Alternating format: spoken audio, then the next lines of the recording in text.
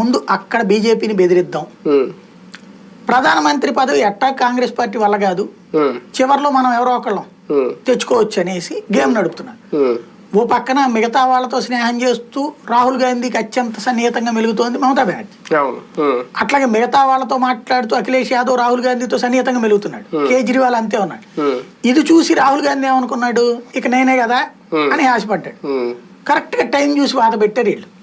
ఏంటది ఇప్పుడు ఉద్దేశం, మల్లికార్జున ఖర్గేని పెట్టడం ద్వారా నువ్వు ప్రధానమంత్రి పదవికి పనికిరావురా అని చెప్పడం. తద్వారా ప్రజల్లోకి ఏం సంకేతం వెళ్ళిపోయింది, రాహుల్ గాంధీ ప్రధానమంత్రి పదవి కానప్పుడు కాంగ్రెస్ పార్టీ ఇంకెందుకు అసలు లెక్కలోకి. మల్లికార్జున ఖర్గేని చూసి కాంగ్రెస్ కి రాలేదు కదా, గాంధీల కుటుంబాన్ని చూసి కాంగ్రెస్ కి వచ్చారు. మల్లికార్జున ఖర్గేని తాత్కాలిక సమస్యకి పరిష్కారం కింద పెట్టుకొచ్చారు ఆయన అధ్యక్షుడిగా. బానే ఉంది, ఆయన అధ్యక్షుడిగా సాగాల.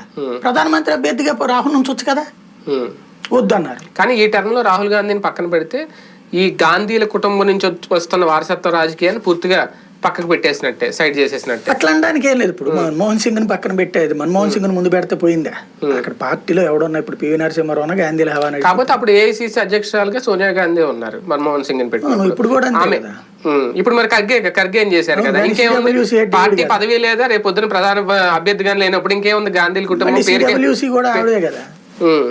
ఇక్కడ ఇది ఒకటి, మన చేతిలో పని ఒకళ్ళకి ఫలితం ఒకళ్ళది. ఇక్కడ కాంగ్రెస్ లో ఎవరున్నా, ఖర్గే ఉన్నా, శశి థరూర్ ఉన్నా, సింధియా ఉన్నా, ఎవరున్నా నడిపించేది గాంధీల కుటుంబమే.